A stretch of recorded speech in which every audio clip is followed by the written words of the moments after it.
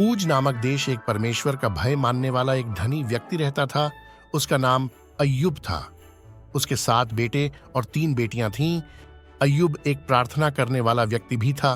प्रतिदिन वह भोर को उठकर अपने बच्चों के लिए प्रार्थना करता था। उसके हजारों ऊंट और भेड़ बकरियां थीं और नौकर चाकर थे। वह दयालु भी था, गरीब अनाथों की सुधि भी लेता था। उसके समान उस देश में दूसरा धनी नहीं था। शैतान के द्वारा अय्यूब की परीक्षा एक बार स्वर्ग में परमेश्वर के और उसके दूतों की एक सभा लगी थी। प्रभु परमेश्वर सिंहासन पर विराजमान थे और सारे स्वर्गदूत उसके सम्मुख उपस्थित थे। परमेश्वर ने सवाल किया कि अय्यूब के जीवन में एक स्तर और आशीष दिया जाए, और सभी स्वर्गदूत जानते थे कि एक स्तर और आशीषित होने के लिए अय्यूब को परीक्षा से होकर जाना पड़ेगा, और इसलिए सभी स्वर्गदूत शांत खड़े थे। भी वहां शैतान आया। तब परमेश्वर ने उससे पूछा, तू कहां से आता है? शैतान ने कहा, मैं यहां वहां पृथ्वी में डोलता डालता आता हूं। तब परमेश्वर ने शैतान से पूछा, क्या तूने मेरे दास अय्यूब को देखा है कि वह मेरा भय मानता है? तब उस दोष लगाने वाले शैतान ने कहा, क्या वो तेरा भय बिना लाभ के मानता है? यदि तू उसके आशीषों को वापस ले ले तो वो तेरा इनकार करेगा। परमेश्वर ने कहा, ठीक है, तू उसे छू देख, तब भी वह मेरा इनकार नहीं करेगा। अय्यूब का धन का नाश हो गया। तब परमेश्वर की अनुमति पाकर शैतान ने अय्यूब की परीक्षा की, और एक ही दिन में उसके सारे खेत खलियान और पशु सब कुछ नाश कर दिया। एक सेवक ने आकर अय्यूब को यह दुख की खबर बताया कि एक देश की सेना ने आकर सब कुछ लूट लिया और नाश कर दिया। अय्यूब तब कहने लगा, परमेश्वर ने दिया था, परमेश्वर ने ले लिया, उसके नाम की स्तुति हो।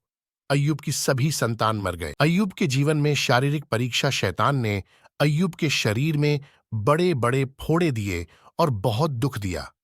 उसे इतना दर्द हुआ कि अय्यूब कराहने लगा और एक मिट्टी के बर्तन का टुकड़ा लेकर अपने दर्द में खुजलाने लगा। इतनी पीड़ा में भी वह परमेश्वर की स्तुति करके कहता था, मैं खाली हाथ और नग्न आया था और वैसा ही वापस चले जाऊंगा। परमेश्वर ने दिया, परमेश्वर ने लिया, उसके नाम की स्तुति हो। अय्यूब के जीवन में उसका सम्मान चला गया। अय्यूब के दर्द के समय भी उसके परमेश्वर की स्तुति करते देखकर अय्यूब की पत्नी ने कहा, तू परमेश्वर की निंदा करके मर क्यों नहीं जाता, जिसने तुझे इतना दर्द दिया है? उसके परम मित्र भी आकर उसे कहने लगे, तेरे कर्म का दंड तुझे मिल रहा है। शायद तेरे बच्चों ने कोई पाप किया होगा जिसके कारण वो मर गए। और अय्यूब के दास दासियां भी अय्यूब की नहीं सुनते थे और उसे चिढ़ाने लगे। उसका सारा आदर सम्मान चला गया। अय्यूब की परीक्षा पूरी हुई। तब परमेश्वर ने अय्यूब से बातें की और कहा, तू उस लिब्यातान अर्थात पुराने सांप को कैसे बांध सकता है जो तुझ पर परीक्षा ला रहा है? तू उसे प्रार्थना के जरिए बांध सकता है। फिर जब अय्यूब ने अपने मित्रों के लिए प्रार्थना की, तब परमेश्वर ने अय्यूब का सारा दुख दूर किया। अय्यूब को परमेश्वर ने दुगनी आशीष दिया, और उसके 10 और बच्चे हुए, अर्थात 7 बेटे और 3 बेटियां, और पूरे देश में बहुत सुंदर थे, और उसके जानवर पशु आदि पहले से दुगने हो गए।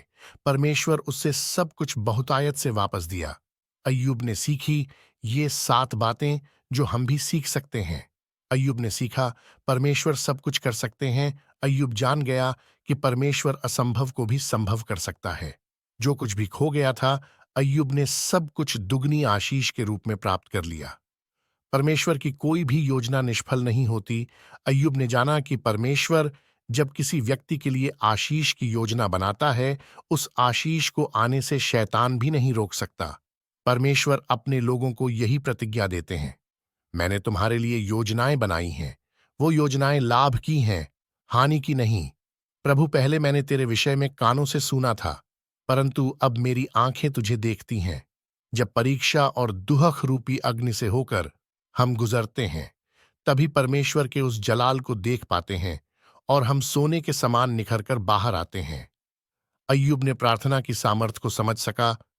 जब अय्यूब अपने मित्रों के लिए प्रार्थना किया, तब प्रमेभु ने उसकी स्थिति पहले जैसी ही कर दी और उसका सारा दुख दूर किया।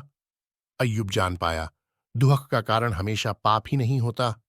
अनेक बार जैसा लोग कहते हैं, ये तुम्हारे पापों का दंड है, ऐसा सच नहीं होता।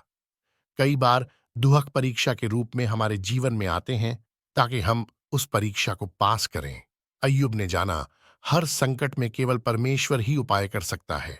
संकट के समय तू मुझे पुकार और मैं तेरी सुनकर तुझे छुड़ाऊंगा और तू मेरी महिमा करने पाएगा। अय्यूब ने सीखा, परमेश्वर ही हमारा सम्मान वापस लौटा सकता है। जब सब कुछ अय्यूब का वापस आ गया और उसकी बेटियां पूरे देश में सबसे सुंदर पैदा हुईं और वह दौलतमंद हुआ, तो उसकी प्रशंसा और सम्मान उसे वापस मिल गया। अय्यूब की कहानी में अय्यूब ने सीखा कि परम मित्र और परिवार के लोग भी असफल हो सकते हैं और साथ छोड़ सकते हैं, लेकिन परमेश्वर नहीं छोड़ेगा। परमेश्वर ने प्रतिज्ञा की है, एक माता भी अपने दूध पिलाने वाले बच्चे को भूल सकती है, लेकिन मैं न तो कभी तुझे छोड़ूंगा और न कभी त्यागूंगा।